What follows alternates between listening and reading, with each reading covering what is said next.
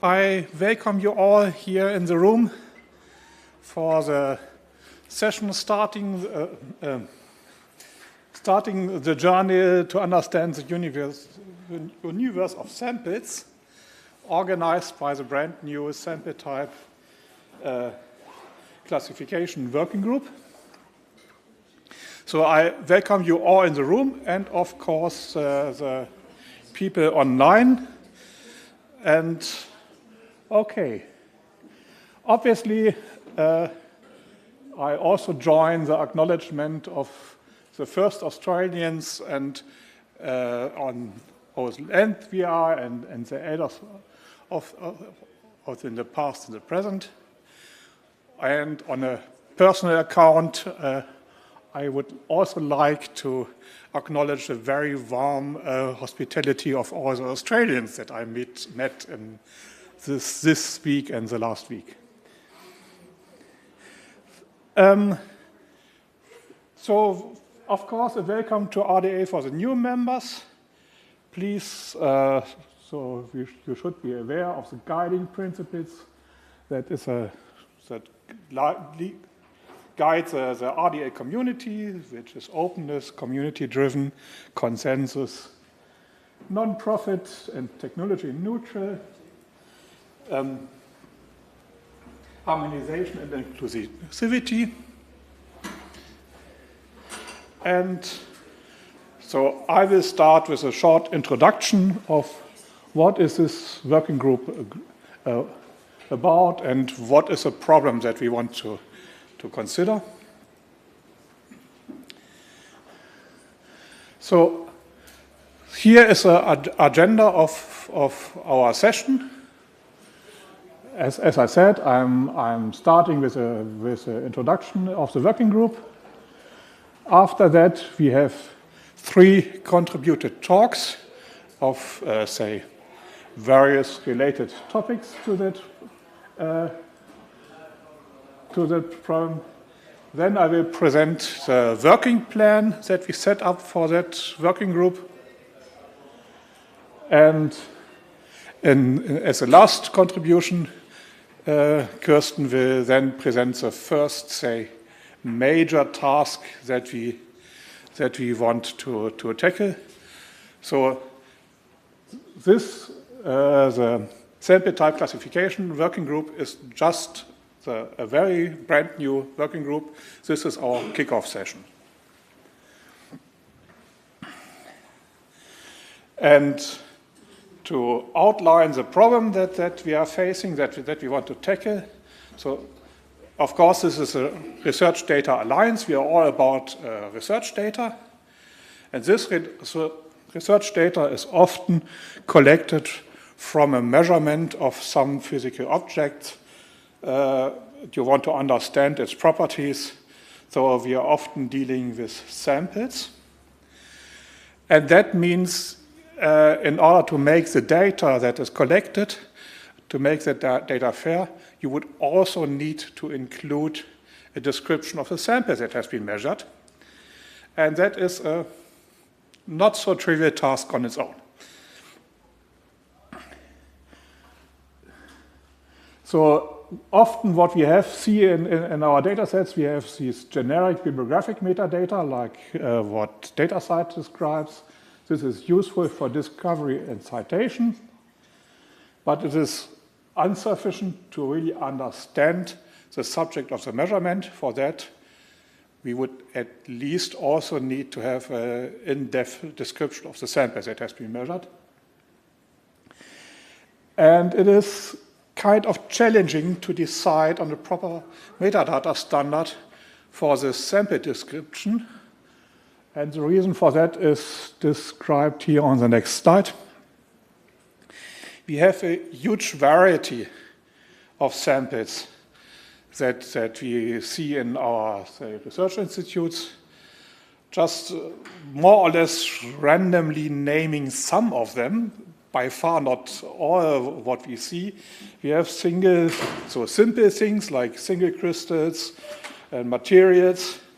We have complex things, complex structures like batteries, solar cells, whatever. We have macromolecular crystals, proteins. We have organs of animals. We have archaeological artifacts and all kinds of things. We have even what I would call ephemeral samples. That means samples that are created and destroyed in one single measurement. And of course, for most of them, there are domain-specific metadata standards to describe them. I'm pretty sure that our fellow paleontologists have a good sense of how to describe a fossil. But there is no common metadata standard that could be applied to all samples. And it is most likely not possible to come up with one because they are so different. So the idea that was behind in creating this working group is we would just need a standardized vocabulary for the top-level classification of samples. So all these different things that I had on my previous list, a battery, a fossil, a painting, we need labels for that. And these labels need to be standardized. It needs to be a controlled vocabulary. Once we have that, once we know that something is a battery, then we know that we can apply a BAT-info to describe it. And once we know it is a fossil, then we know that these paleontologist standards may apply. But of course, it needs to be a controlled vocabulary and it needs to be a standardized vocabulary. That is the problem. And this classification vocabulary would need to be very broad because it must be applicable to everything.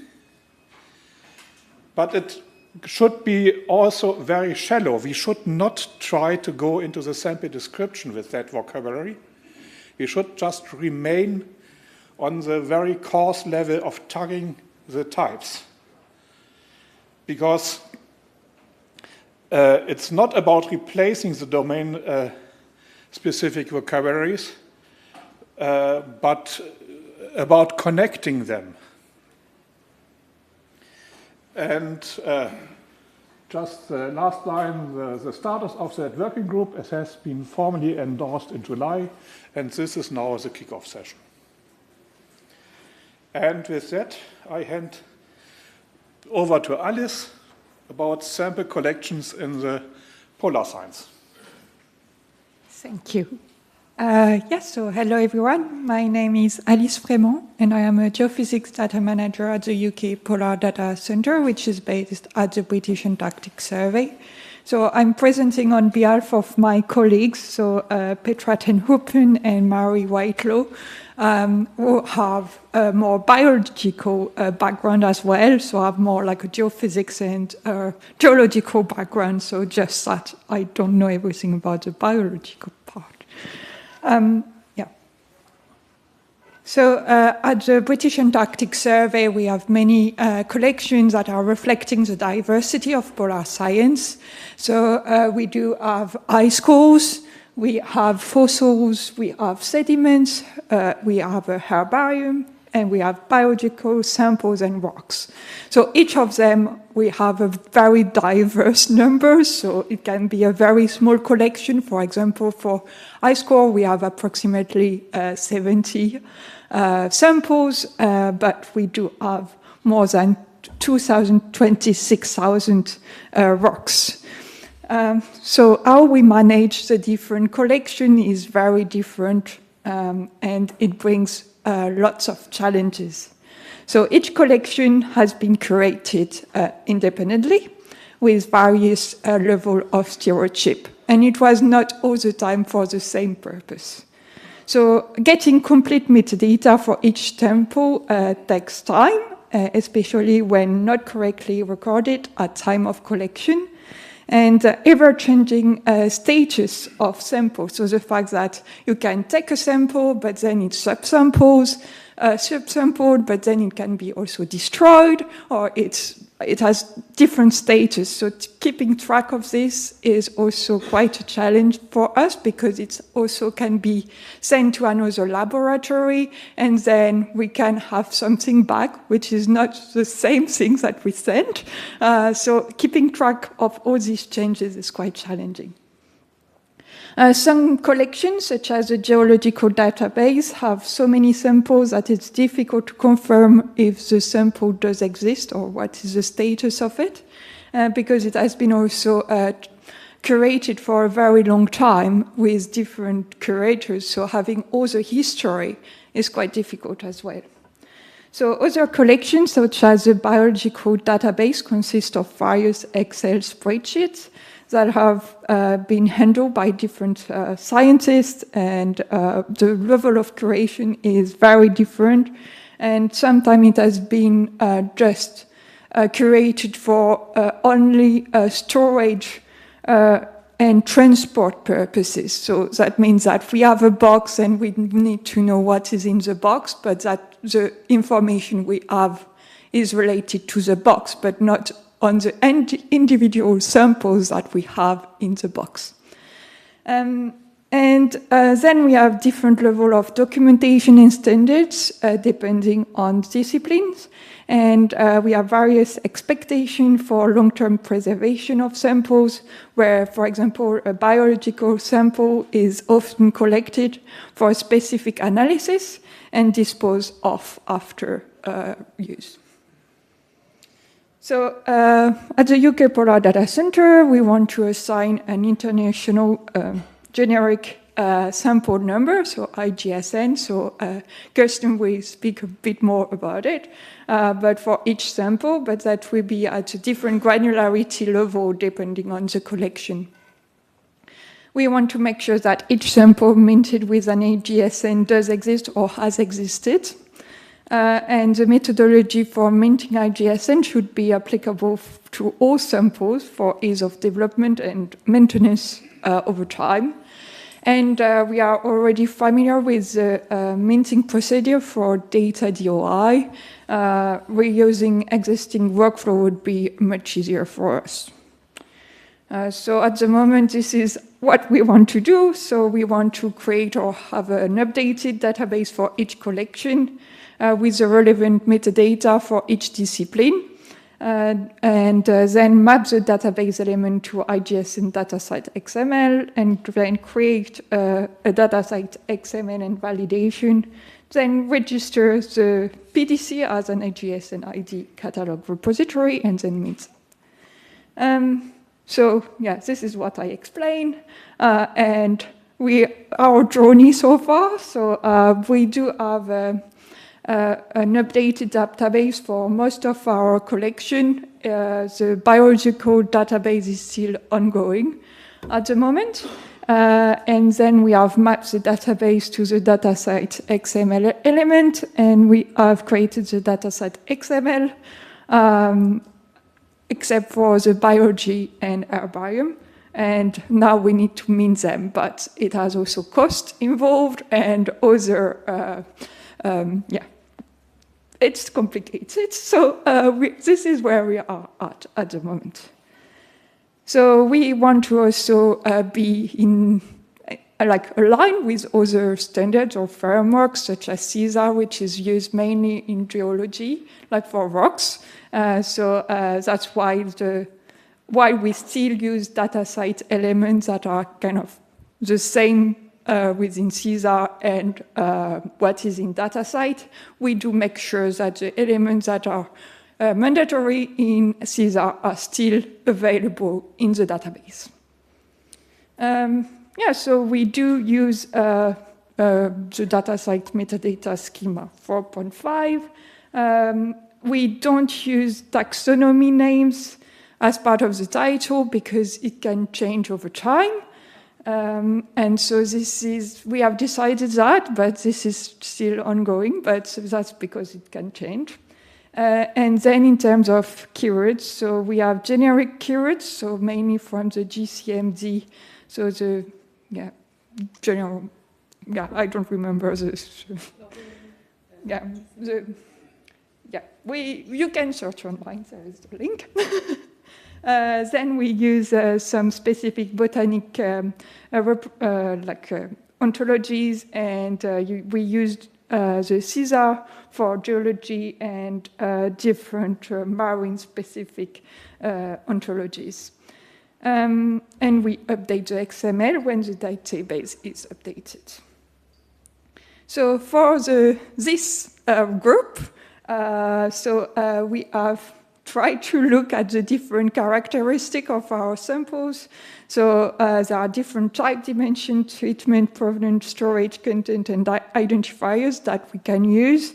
And so for this, we have tried to look more at the biological samples, because we were thinking this is kind of the new thing as part of this group, while other samples like the rocks were more well defined. So for example, we have live, culture or isolate, fixed, preserved, dried, substrate, whole animal, tissues as type. Then we can describe our samples depending on size, volume, length, and mass. We have different treatments such as chloroform, ethanol, and others. And in terms of provenance, we are using mainly locality, geolocalization, date, depth collection device. In terms of storage, we have conditions and container type. And then in terms of content, we do use taxon, individual count, development states, sex, mineral rock type. So that is more geology. And then we do use identifiers such as sample unique ID, related samples ID, collector, so with the ORCID or AOR. So the benefits of the group is that it would really have a community-agreed high-level sample type categorization included in our sample metadata, would benefit human and machine discoverability and interoperability of porous samples and associated data. So this is where we really want to improve, is really the interoperability and the fact to use something common over all our datasets so that we can work with them together. So that's it for me. Thank you.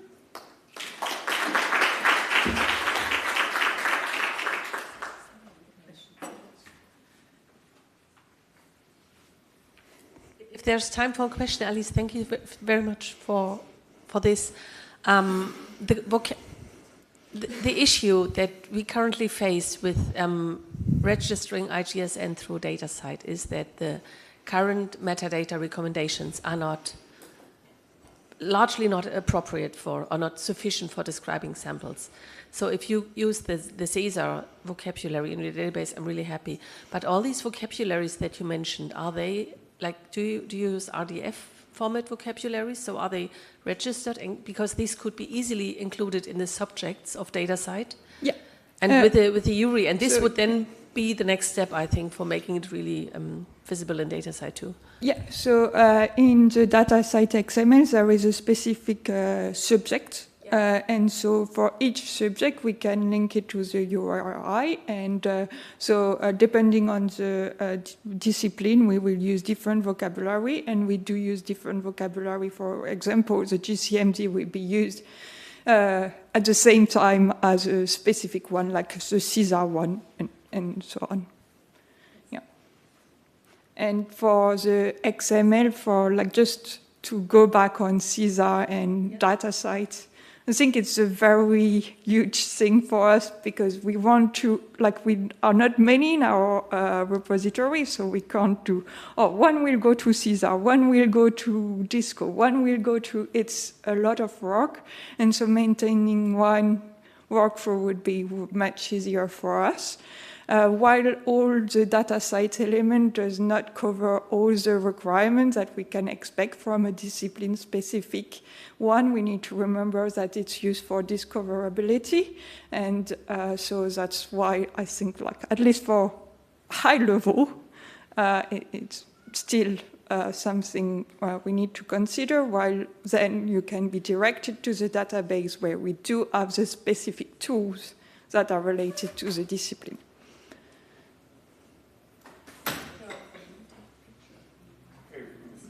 Don't have really time for discussion, but it is one learning session. Okay, then we go over right with Kirsten as next speaker.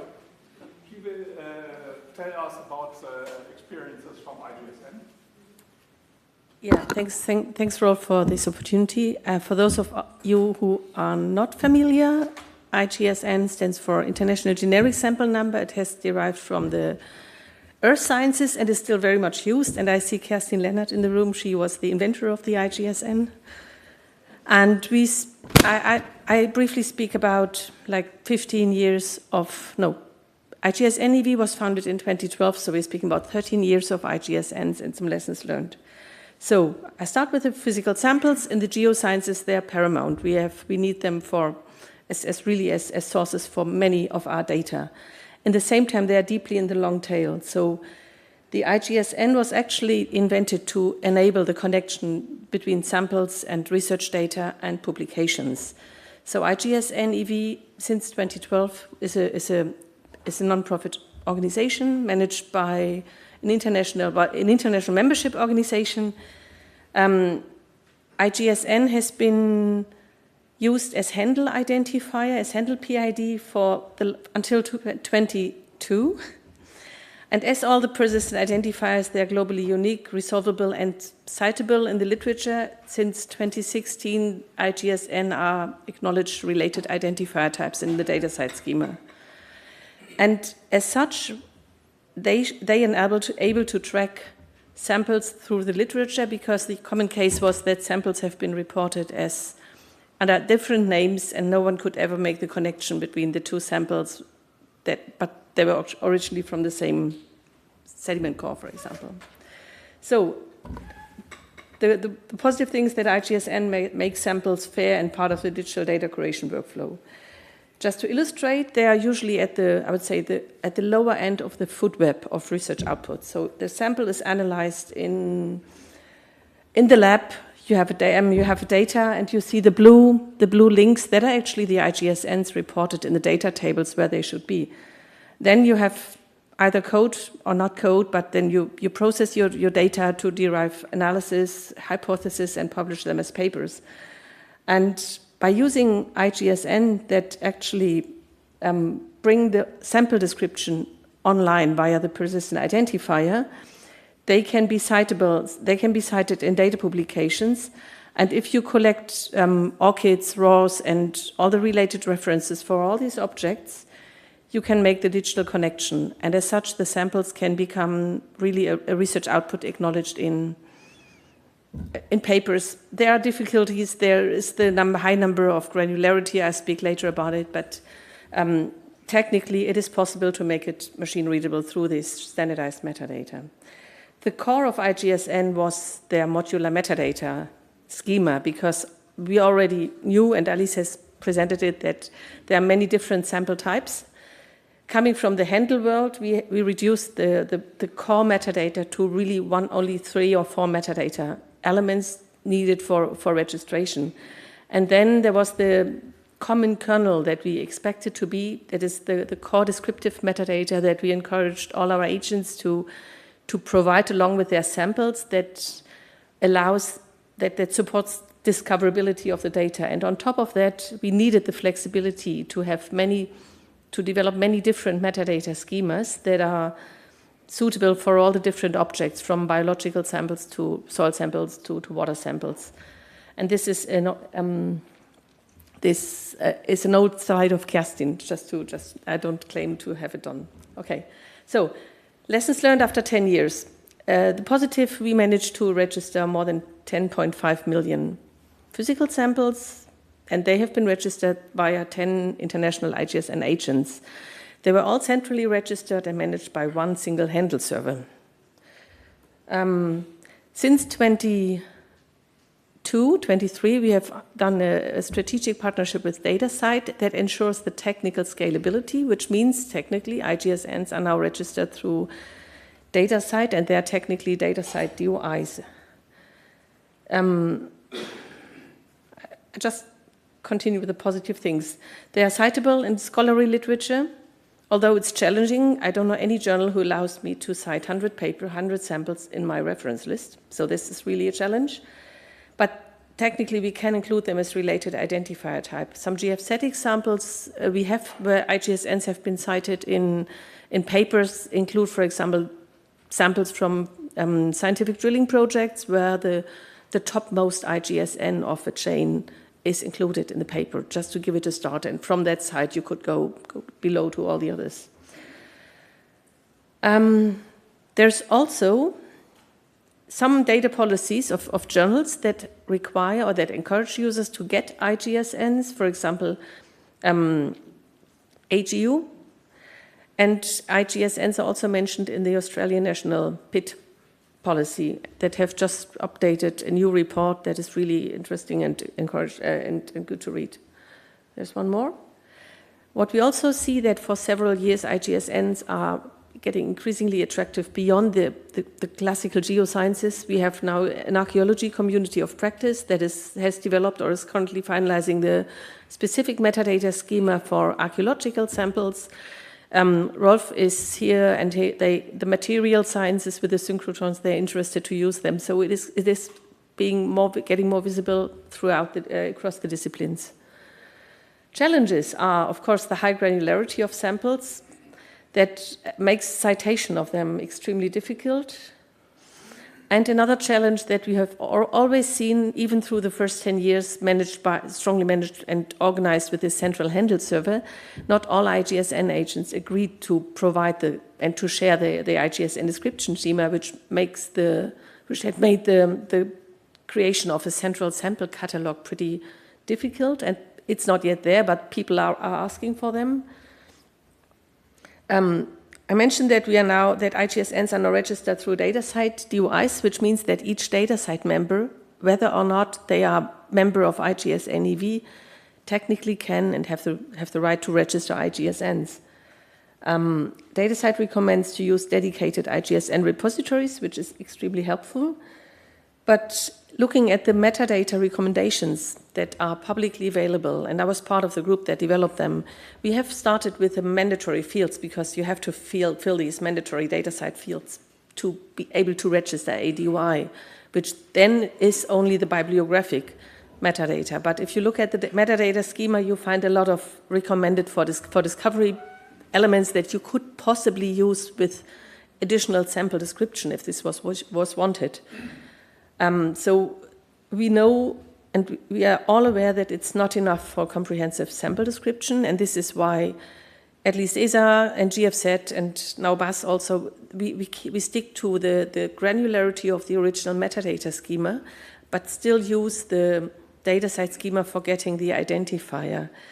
And looking abroad, when other groups who like to register samples, and I've heard it that they said, no, registering IGSN is so easy, just need the mandatory metadata. No, I wouldn't say so. So there's a high risk that the diversity in sample descriptions is further increasing. And this means that samples are less findable because we don't know what elements they do. You cannot find samples through the bibliographic metadata. And the development of ideal central sample catalog with more information than the mandatory DataCite properties will be impossible. Strategies for improvement. There is currently the IGSN metadata working group on the DataCites, on the partnership steering group, is currently discussing how to revise these recommendations to be more inclusive on, for example, including controlled vocabularies, and if there's a dedicated field, how to ensure that the related references are there, how to improve the information to really make it more citable. Key elements, as I said, are controlled vocabularies, and I'm happy that Alice has already reported on some they use. In Germany, we had a Constanze, now you have to do the picture. We had a project funded by the Helmholtz Metadata Collaboration where we looked at the identification of vocabularies for different sample types beyond the classical lithological. And we have come up with, this was a deliverable, a list of identified linked data vocabularies that possibly could be included in the IGSN metadata. In the next project, we try to include them in our metadata schema, and the project will start next year. And of course, we need the definition of a top-level sample type classification, which is why we are meeting today, to really make sure that samples beyond a domain or a subdomain can be even managed in the same sample management system, which is the normal use case for light sources, for synchrotrons, etc. Okay, thank you so much.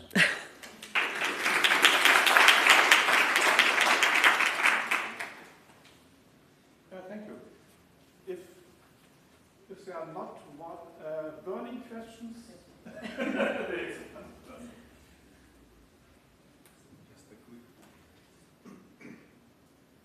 Just a quick one. You are in SCOS RDF format. Data site is completely incompatible. Data site is not compatible with, but you can use the terms and to include this in the subject scheme, providing the URI and the a scheme lot name. of information is lost, so my follow-up question would be, why don't you build on a GeoDKDP preferentially, which would help you a lot? Internally, I think this is okay, but I speak on, but I can explain you that there exists now mapping between DCAT and DataSite. Yeah. And that would help because of DOI. Yeah. But for catalogization and for informatics, building on the in this particular case, GeoDKDP would be much better. Yeah, I agree. But then we have, like, if you look at our specific use case, for example, at GFZ, we have one person next to me, and my IT person is ill for a year now. We can use what we have, and of course, DCAT is the future, but to date, but there's still two systems. Like, there's one internally, as Alice also mentioned, we have this internal database with all the things, and then we have the data site for exchange and getting the registration. But I think that you can put more into the data site metadata than we currently recommend. That's what I meant. Anyway, I guess we need to move on to the final contribution for that session, and that comes from Steve Collins, who is online. If you could put Steve's sharing to the screen. And Steve, I hope you have control over the slides now. Do you? I'm pressing buttons. Oh yeah, is that working? Yes. Yeah. Perfect. Oh, the floor is yours. Just start. Oops, I'm pressing all the wrong buttons. Fortunately, you can't see, so I've got away with it. Thank you, Rolf. So it's a pleasure to be here, and thank you for the opportunity for me to speak for a few minutes about the photon and neutron experimental techniques on topology. And the question that you asked is, could it be a model for the structure of a sample type vocabulary? I think you've kind of already answered that. Anyway, we will continue. So this is a fairly large European collaboration, actually, involving a lot of European facilities and institutes. This is me, Steve Collins, from Diamond Light Source, and I'm trying to advance my slides just a bit slow. So, I mean, first of all, it's a pleasure to be here, in spirit at least, and to reiterate the acknowledgement to the first Australian people. So, moving on, for those of you who don't know what central facilities are, I'll just say what Diamond is. Diamond Light Source. This is one of the many national synchrotron radiation facilities around the world, and it's a fairly typical large-ish one, but there are many others, and also similarly we have a large number of neutron sources which overlap a lot in the science. But the way that we operate is we carry out a lot of experiments simultaneously, typically on the order of 30 for us. We have thousands of researchers, not all at the same time, and we cover a very, very wide range of science topics. So this is really the origin of most of our difficulties in this particular area. We also cover a wide range of experimental techniques, so they're largely X-ray techniques, but not entirely, and therefore there was a need for a community-driven taxonomy of the techniques to support fair data. So the origin of the paleontology was actually as one of the deliverables of the Expanse European Union grant.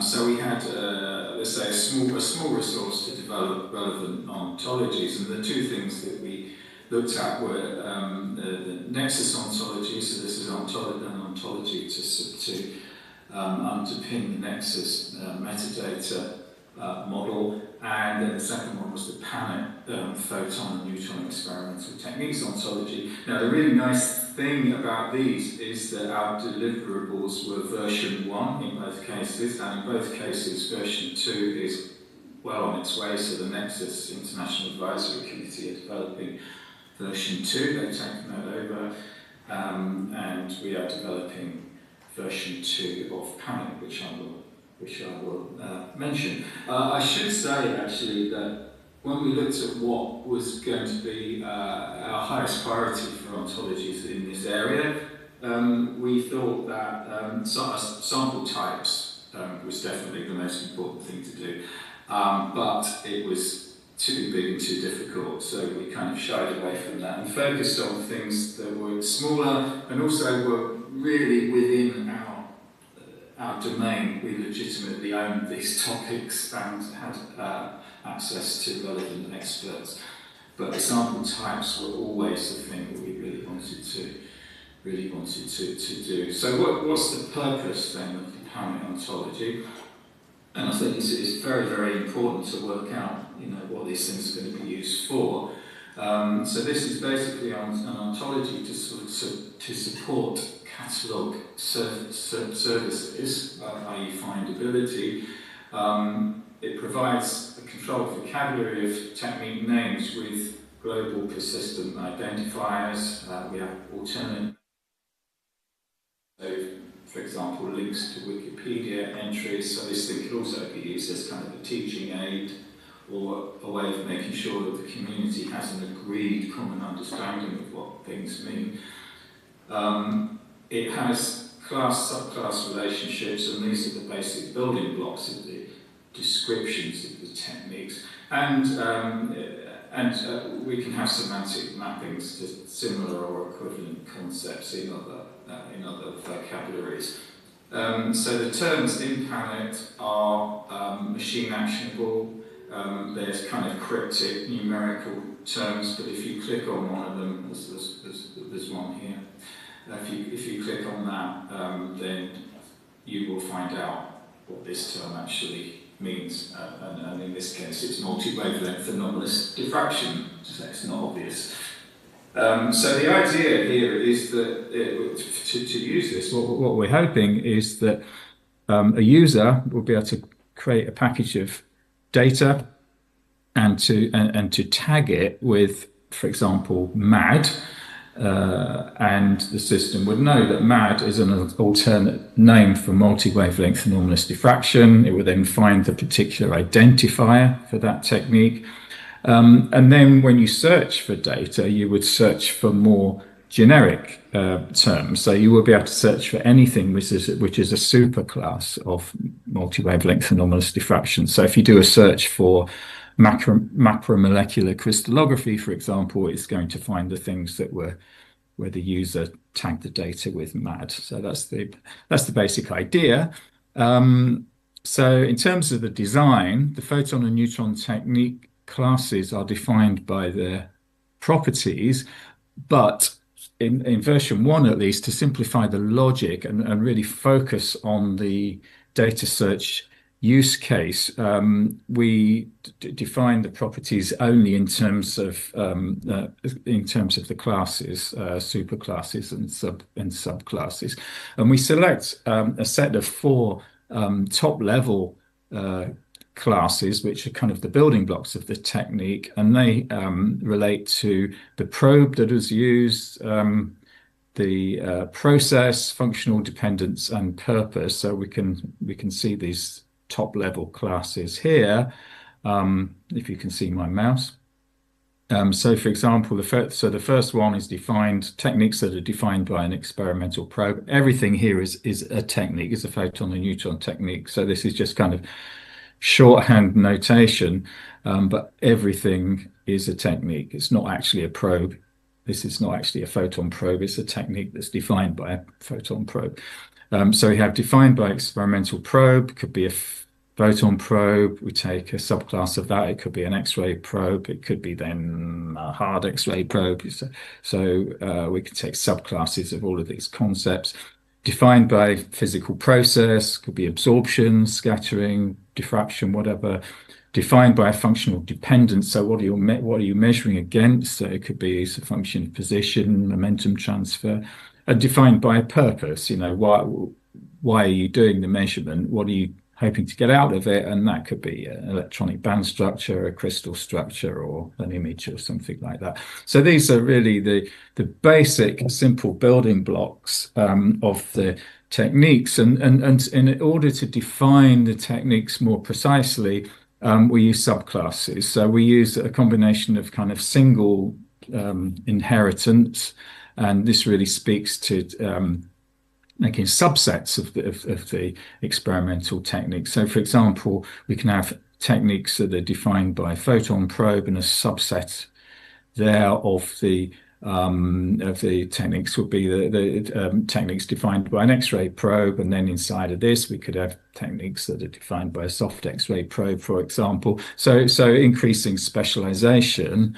But more importantly, we have multiple inheritance. So we can say, for example, that X-ray spectroscopy is a subclass of X-ray probe and of spectroscopy, and therefore it's kind of the set intersection of these two sets of techniques. And if we apply this approach multiple times, we can gradually build up a rudimentary picture of what the technique actually means. And a good way to look at these actually is going to Bioportal, because PANET is hosted on Bioportal. And if you look up, it's one of our most complicated ones, actually, angle resolve photo emission spectroscopy. You can see all of the subclass chains here. So we have single inheritance here, we have multiple inheritance, and these kind of set intersections here. And you gradually build up a rudimentary graph that gives some semantic information about the technique, say, along with its identifiers and everything. So the idea is, as I said, you would tag the data with this label, angle resolve photo emission spectroscopy, and then there are, in this case, 15 different terms that you could search for that should pick the thing up. So how is it used? Well, PANET is incorporated into the ICAT data catalog, thanks to Rolf. It's being used in the Panos search API, so this is another deliverable from a European Union grant. There's the Expands training portal, and then we're looking really to push this forwards and join it to Nexus, the Nexus metadata model, and more importantly, DataCite metadata as a using the technique as a subject in DataCite. Now, the really important thing I think about PANET is that it has strong community support. So there are regular meetings. There's a GitHub site, so people can request new terms. They can tell us that we've made a mistake, etc. And there are regular meetings where these are reviewed and ideally updated. And in fact, the group that runs that has developed the second version of the ontology. So to see the thing in use, this is a kind of a prototype tool that we're developing to generate data site records for collections of data. And the user will start typing some strings. It would do a string match to any of the labels or alternate labels, but then it will take you, using then the ontology, it would take you to more specialized terms or subclasses of the term, so you can select the most specific term to label your data. Okay, now I'm definitely pressing the wrong buttons. Okay, good. So Panet version 2, well, the first question to ask is, does Panet do what it was designed for? And it does. I mean, it gives us these subclass relationships to build up descriptions. But the problem that we found that we hadn't anticipated was that adding new terms doesn't scale well with the number of existing terms, with a number of techniques.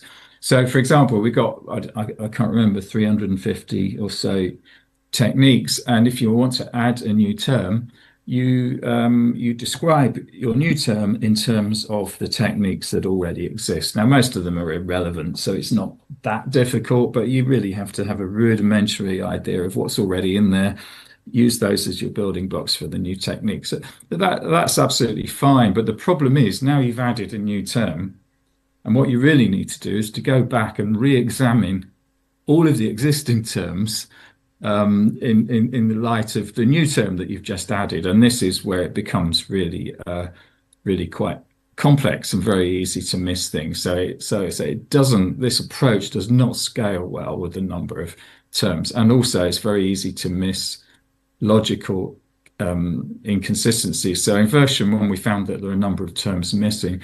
Version 2, which was designed by the Panet Sustainability Group, what was changed there is that these implied property relationships were made explicit, and that has allowed us to use automatic reasoning to pick out missing terms, for example. And just to show you how this works, and these names are only illustrative, they're not quite right. We could have, for example, a scattering technique, and we could, and now we have a new property which is has process, and you see this maps onto our superclasses in the first version. But we can say the scattering technique has process scattering. Okay, elastic scattering technique has process elastic scattering, and we can say that elastic scattering is a subclass of scattering. Okay, so these are all fairly straightforward.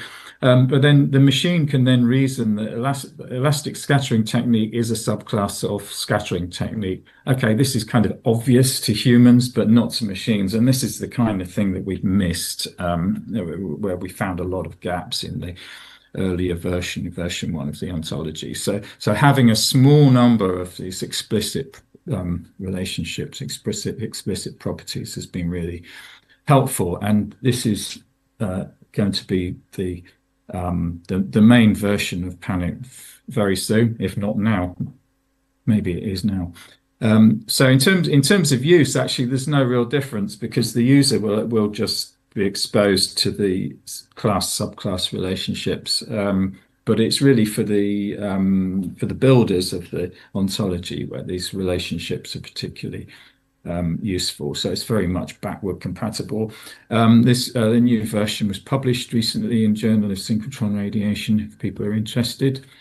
And then, so just to finish, so can Panet be a model for the sample type vocabulary?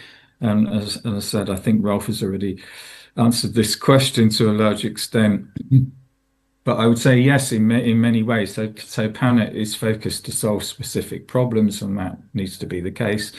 It's very important to understand what it's going to be used for. It's as simple as possible, but extensible, and so we were able quite easily to extend it for version 2 without breaking version 1.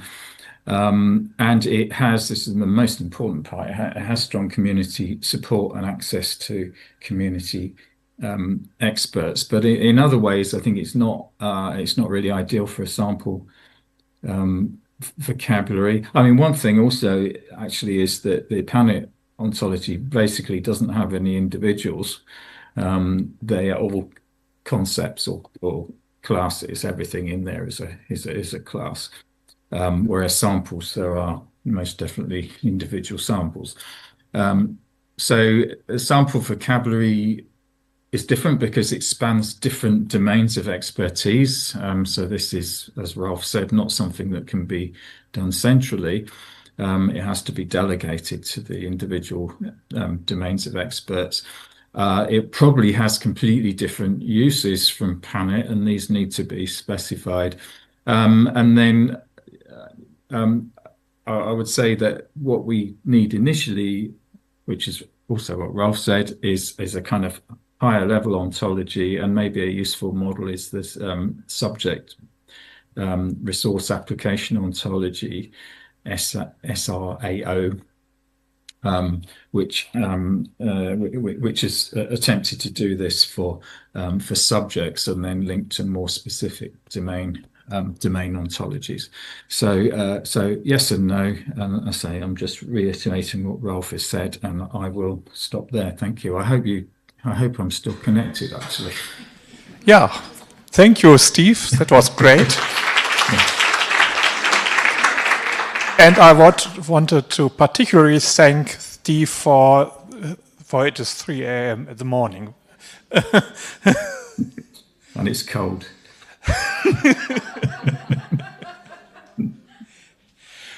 Okay, so these were the separate talks that we.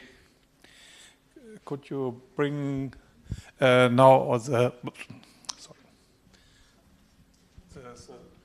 slide deck back?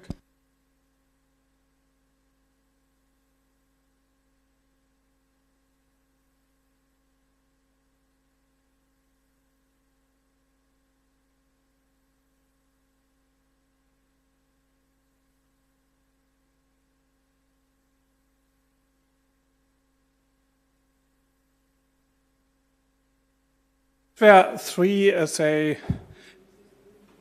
contributed talks on, different aspects that we, to broaden the horizon a little bit. And with that, I wanted to go over to what we designed, or what we've written down in a statement of work as a working plan of that working group. And as this was already described before, so the goal of the working group is to come up with a vocabulary for the global cross-domain classification of sample types. And the major task to achieve that would be we would need to gather input from various communities that are dealing with samples and collect. So we wanted to collect case studies that would provide an overview of the samples that are around, just to have an idea of what we need to consider. We want to identify existing candidates for cross-domain vocabularies. Then out of that, we would wanted to generate a proposal for draft vocabularies, test these draft vocabularies by mapping them onto existing sample descriptions, and do then a test review iteration process until we agree to something that seems to be workable, and then of course, that then would need to be written down in a recommendation document. Trying to squeeze that, and this is, I want to say, it is a big task, and it's challenging to do that in 18-month lifetime of an RDA working group. Nevertheless, trying to squeeze that in this working group life cycle. So the idea would be, okay, we are now at milestone 0 at IDW, the kickoff session. And here we want to discuss that working plan and to, say, try to attract as many people as possible to join that journey. Already for the next plenary, ideally we would present some case studies and some sort of a landscape analysis. And then in a year from now, we would try to present draft vocabularies and gather feedback from the community. And then in 1.5 years, we would then need to wrap up and present draft recommendations. Okay, and I end that overview thing with an advertisement. As I said, the very first task is to collect these case studies. This will be detailed by Kirsten, what we had in mind by that. But we also have a poster on that. And because obviously you want to, say, already hire people to contribute. So can come by poster 78, I believe, and discuss that more in detail. And with that, I wanted to start in a discussion phase. So we can discuss also questions about the contribution that we heard, but mostly discuss that working plan, whether you believe that is, say, realistic, I don't know, whether you believe that this will be useful and work in the correct direction, or whether you have other ideas what we should do. Are there, say, opinions on that, either in the room or online? There is a hand. I was actually just giving a cute little wave to Kirsten here. I had a question just before we start as scope. And so this is building on what was originally IGSN. We've now moved into this new data site period. We're looking at sample type. When IGSN was originally started, there were a bunch of things that were not physical objects that were considered samples. And as a consequence, we have a lot of IGSNs that are not physical objects. For this purpose, are we now going to say we're only going to deal with physical objects? Because if we're looking at sample types, there is a big difference between if we're talking about conceptual objects that may not have any physical, component to them versus physical objects. And I confess that we're the prime offender. Maybe I can comment on this.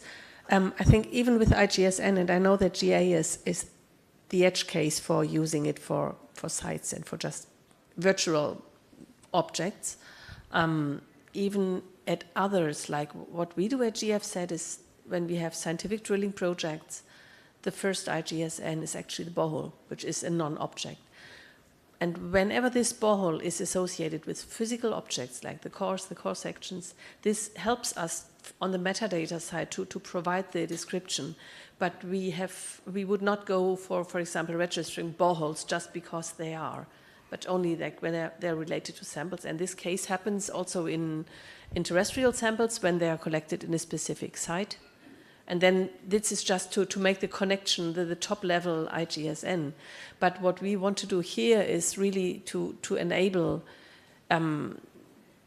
management of samples, or like the description of samples beyond the geosciences. So this is not replacing any IGSN or any other identifier for biosamples or whatever. It shall enable to attach something on the top of each specific metadata schema and to make the connection between IGSN, the PANET, and all the other samples that have been used, or archaeological samples, etc. pp. So it's less sample type and more domain. So less sample type and more domain or specialization. No, it's sample type. So how would you call that a borehole then? Would that be your sample type when you have this high level number for the borehole that has all the samples associated with it? Well, I would call it a sampling feature type.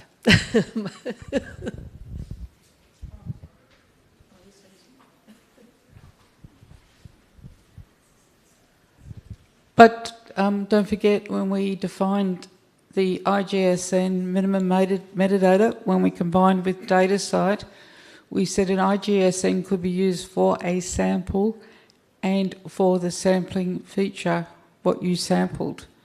What we deliberately excluded was images of samples, because we felt that was more in DISCO, if people know of DISCO's domain. i.e. we're relating to something that is physical, the feature it came from, and or the sample.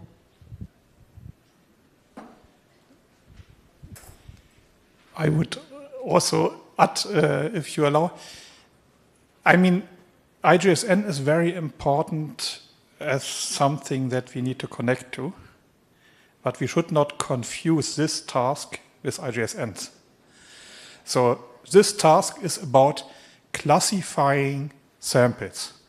And what we mean by samples is, of course, still up to discussion. But it's not about, say, assigning identifiers to individual things. We want to find a vocabularies for types. And so the question would be whether there are things that we need to consider in that vocabulary that are not physical objects. At the moment, I doubt.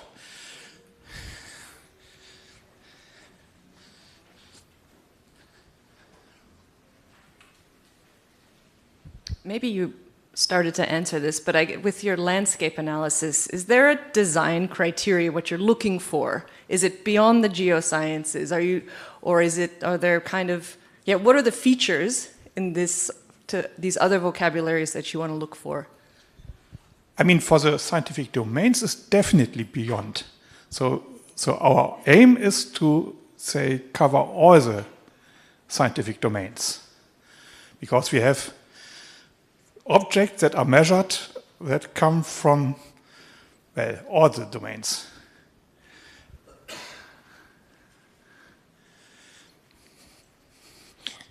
And we shouldn't, just as a remark to that, we should not classify the objects according to scientific domains, but according to the properties of those objects.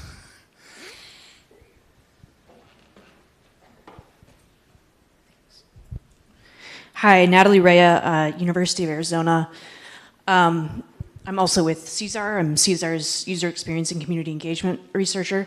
I just wanted to highlight a recently closed project called iSamples, or Internet of Samples, that I think was mentioned in the RDA session last fall in the lead up to the formation of this working group.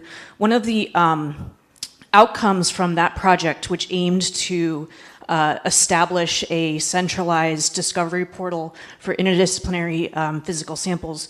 One of the core challenges that came out of that was making something that's usable for domain researchers in accomplishing the goal of what we're trying to do in building a cross-disciplinary vocabulary. So I would just highlight the need to be strategic in figuring out how we bring in real-world researchers, so to speak, throughout the process. And of course, it's, as Rolf has already mentioned, a very ambitious and challenging project without that. But the real importance of doing that, because we need to make sure that we're addressing the use cases, so to speak. So spending time early on in the working groups, time to outline those use cases and think about some of those examples that we're driving towards serving.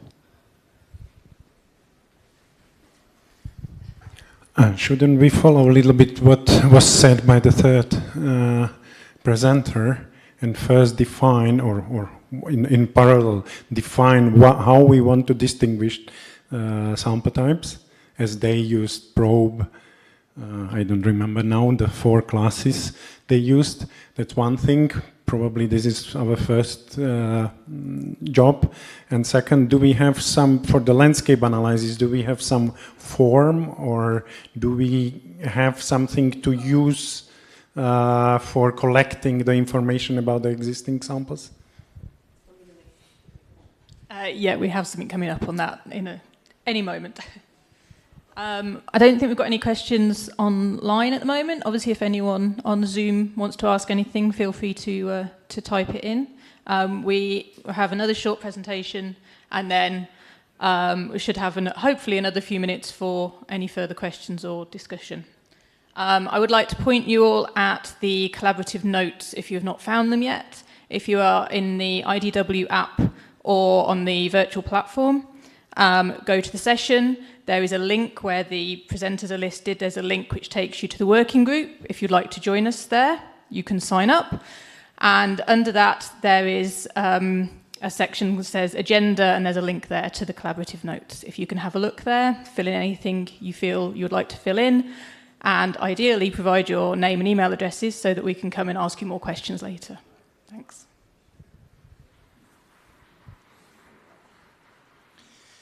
Any more comments, discussion points?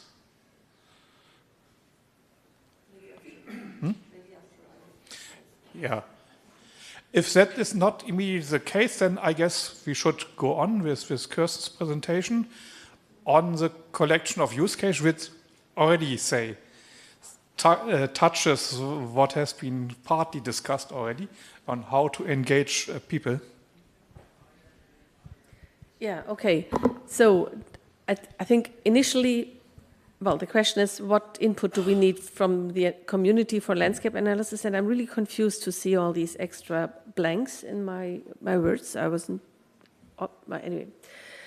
The most important thing is that we do not start from scratch, and we must include everything that is already, that has been developed, for example, like iSamples, what NERC is doing. So there are many, many sources already, and we need to really speak and bring the community in, because otherwise this will be, oh, this German-led group has done something, whatever they did. So it's really important to bring it in. And just because the picture is so nice, I just try to recap the types of samples we are speaking of, and that is really across the disciplines. The idea for the sample type classification, and this is a nice draft made by Katrin, is to focus on the uppermost part of this. So hang on, where's this thingy? Okay, is this working? No, it's not. Well, the blue bubbles in the middle, this is the taxonomy we would like to develop. That is then connected to specific existing metadata schemas with definitions of controlled vocabularies, etc., pp. But it shall serve as the overall roof of this sample description. So therefore we say sample type. So we would like to have the name, I don't know, like borehole or no core and lithological. So it's really it's not we will not go, I think, beyond the second level of description of metadata, but we will make sure that we cover all samples from different disciplines. So it's very clear that this top level classification must be very generic, and that it's aimed to connect to metadata profiles. And I think the more we already have, the easier it is, and the more we can work towards harmonizing existing initiatives. Ian is just shaking its hand. No. Okay, so the questions we would like to ask you, and this is a draft for a template that is available on GitHub. I'll show the link afterwards. So it is first briefly describe your scientific community and what samples are relevant for your community or scientific discipline. Do you already use standard names across the community? Because even within a community, the names for objects may be different, whether they are at one end or the other end. What are the properties that can be used to distinguish your samples from others? And are you using PITs for your samples, like IGSN or any other? Like, I think there's a lot of biological samples that are using PITs, so this is important to know, because then we can look into the specific metadata schemata. And does your community already have these metadata profiles? And what terms stand at the top of them, which we assume are the ones that would be interesting for this group to collect and to make the connection to? How can you provide this information? There is a GitHub page for this working group where you can you will find a template. It's a markdown template, and you can either do a pull request, which I don't know how to do, but you can simply download it, fill it, and send it to Rolf via email. And there is another source I would like to highlight, and this is a link I've received from Leslie. There is already a catalog of physical sample projects and identifiers that is currently being collected with exactly the purpose. Show me add your vocabularies, add your projects related to samples, and I think it's really essential that we join forces. So if your use case is not on the list, we are happy that you have it, because this can be the basis for the collection of vocabularies to connect to later on. So that's it. Brief and.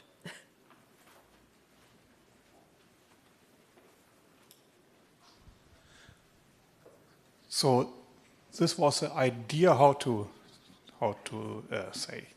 work on collecting feedback from all the communities. Do you want to comment on that, or do you have other ideas, or do you want to add other things to that? How we should proceed in order to engage communities?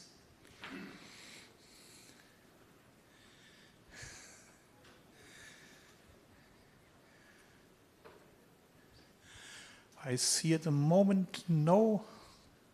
Are you all happy with that?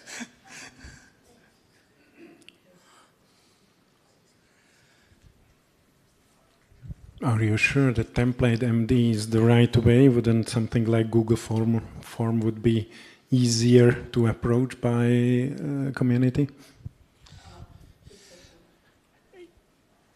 Okay, of course you can have different approaches. What I wanted to do with that form is I wanted to give the contributors a way to provide a free text. So I don't think it's enough to just ask a handful of questions and then you get a single word answered on that. And I'm not so sure whether you can do much out of that output. I see your point, but in a Google form I can have a free text, so this is not an argument. Sorry for that, but if I think of a clinical medical person, and they are also working with samples or in many other fields, template MD will not tell them anything. They have zero idea what you are speaking about. But you should look at it. So it is a template for a document. So it is an outline of a document with headings and indications on what you should provide, and you should be able to write a document out of that.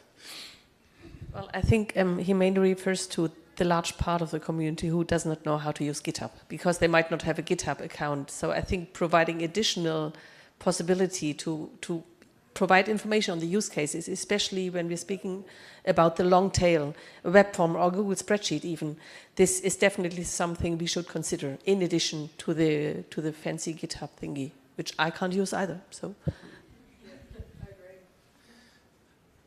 Yeah, but Okay, but this thing. So if you read the instructions, it says you can take that template document and.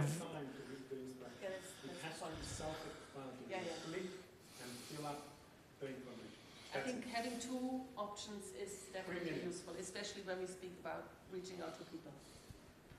Otherwise, you will get synchrotron information or dispensing technology people. Yes, you will get it, but not standard, easy researchers or clinicians or whatever. Yeah, okay, to use the mic. Yeah, we'll think about it to convert it into either Google Spreadsheet or Google Form. Yeah.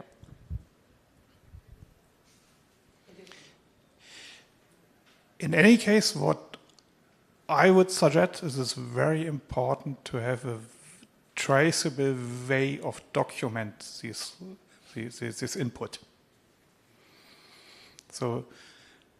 But we can convert them for. Yeah. So we can collect the information and convert it to your data, which is fine. Other comments on the approach, and another question to discuss is also. Say, do you have already suggestions for communities that we should approach, that we should ask for input?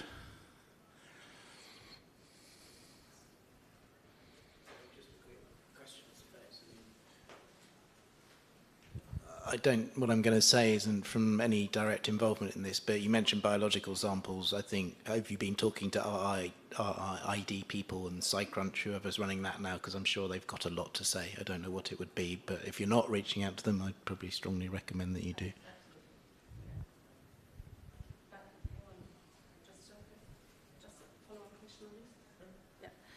Ian, but isn't RRID mainly on the class of information, like not on the individual object? Yeah, because I think they define the classes. So this is helpful for getting. So we could consider the RRID type list to get this information, but it is a difference between an IGSN for the actual physical object. That yeah. Just one quick comment, because in your files, on your slide, I've seen battery. The battery. So there are zillions of elements like that we should reconsider in this case of tools or engines or whatever. What is the level you want to go? Because you have a plant and you have a battery. This is completely different level of granularity. Yeah, that's the challenge. Yeah, that's what we need to reconsider. Yeah, exactly. So I want to comment on that. Exactly, that is a challenge. We definitely need to remain at the course level. If we start to delve into the description area, then we will be lost. There's no chance to do that. We need to and that is a difficult task, to really find the border where we need to stop and not going deeper into description.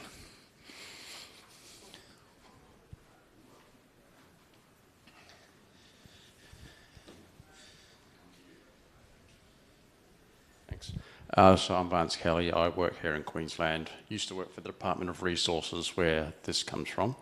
But some of the resource industry groups, and I'm assuming other industry groups, will have a lot of input here. They've been wrestling with how to deal with samples. So in geology, one sample type can be actually many sample types. You talk to an archaeologist or a paleontologist, and the sample you're dealing with is a trace fossil in a sandstone substrate.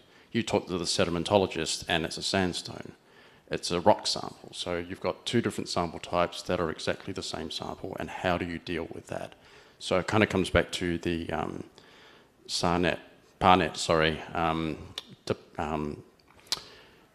what are the properties that we actually care about? Is it its application? Is it its substrate? Is it its origin? And artwork has a very different origin from a manufactured product versus a natural product. So you've got all of these different factors that we need to consider, and maybe it's not just one vocabulary to rule them all. It might be an entire ontology of properties that we need to consider that somehow get rolled up into a very oversimplified vocabulary. But that is probably both a concern and an opportunity.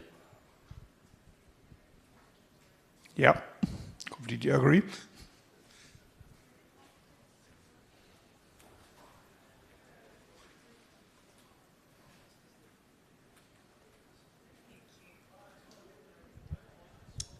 Hello, my name is Katie Hannon. I'm at CSIRO. I was just thinking about whether this crosses over into lab information management systems, because a lot of the LIMS systems have gone through looking at the sample types that different labs are using and what they're bringing in. Whether it might be worthwhile looking at the LIMS systems to see how they've set up sample management data entry there as well. Definitely, yes.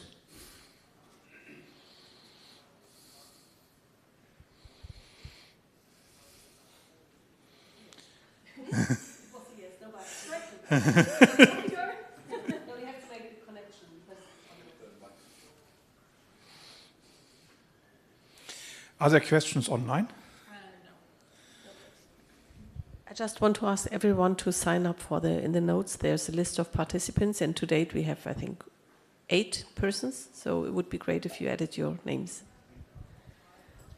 Some ways of opening the notes seem to have an issue with editing. I will leave my laptop here at the end, so if you have not been able to add your information, feel free to do it on mine as you leave, if that's more helpful.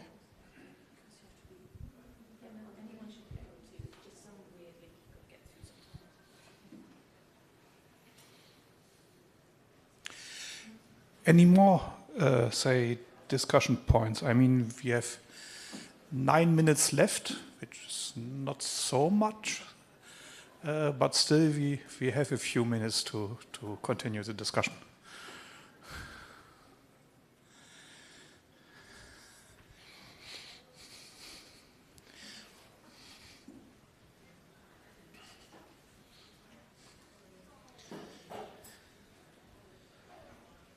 This is building on from what Katie talked about, the LIMS, potentially museum archives. So there's a whole museum network as well to make archaeological or historical natural history samples shareable and identifiable between those institutions or globally. So that might be another one.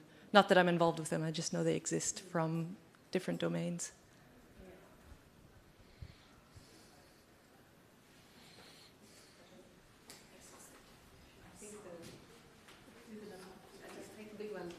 For archaeology, there's actually a community of practice. So they have developed, and they are doing this in line with the IGSN EV. So we have very, very close connections. And I think they have already, or they are about to publish their first metadata, community-derived metadata schema for archaeological artifacts. I was meaning between the institutions themselves. So between the different actual museums, there's also a community of practice for them to share.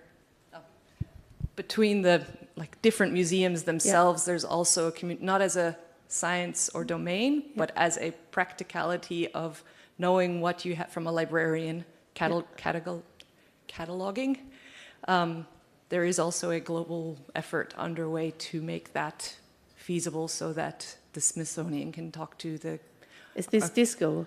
No, it's more like from as a business practice rather than from a data discoverability, but it requires them to make sure they can tell what kind of samples and materials they each hold in their collections. Yeah. Can you add this information to the notes? And I can. Then with your email, Italy, then we can. That's great, thanks. Or even better, if you then join the group and bring that information in the work of that group, that would be very great.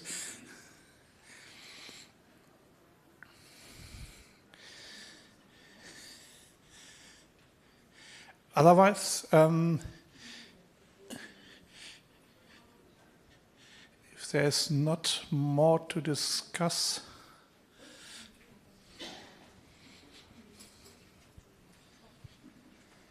Just a follow-up to this comment about the museums, because I'm part of the group which is involved, where the physical object is a window in a painted window in a church. Yeah, so heritage objects could be extremely complex, and that's why this would be very interesting to get involved. Because in my case, it's not archaeology, it's not historians, it's material science. So, yeah, sure.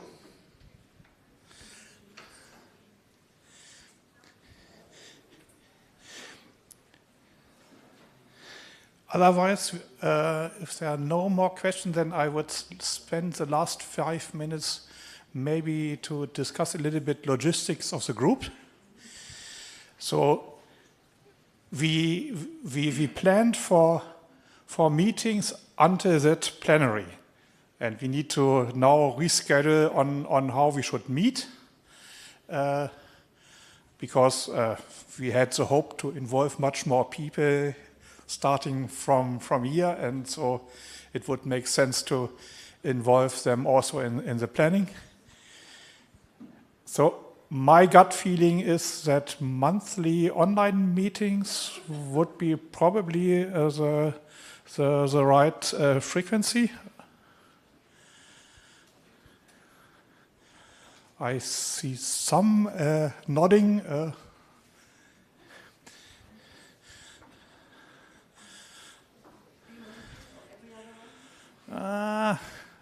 We need to have some work done by April. And already say the deadline for session proposals for the next plenary is end of November. So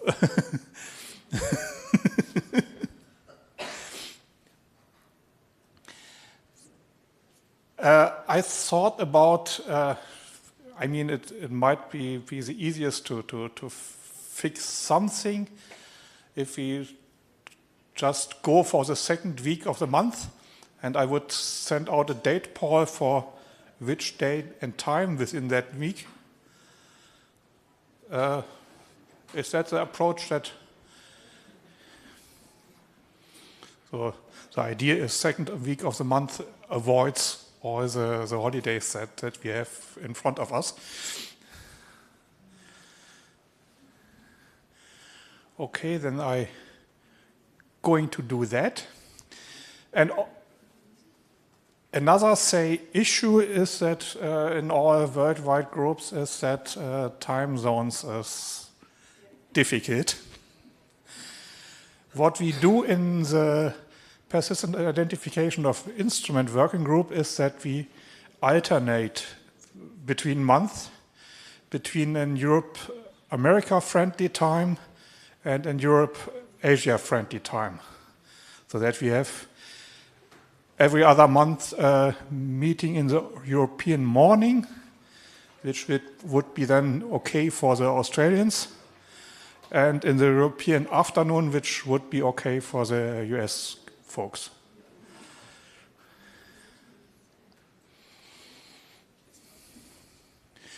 Okay. Any other business? We have 2 minutes.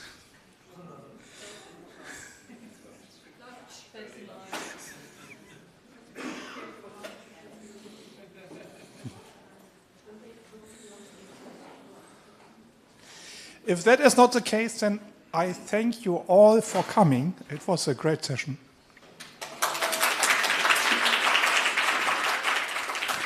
And I also thank all the people who were attending online. To be honest, I have no clue how many it were.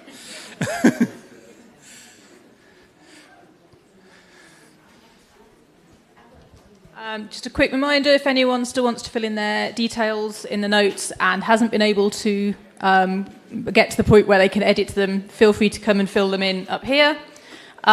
If you can't edit them but you still want to get in touch for some reason, my name is Catherine. My name is the first in the list in the collaborative notes, and my email address is there. Feel free to email me if you'd like to get in touch. Thank you.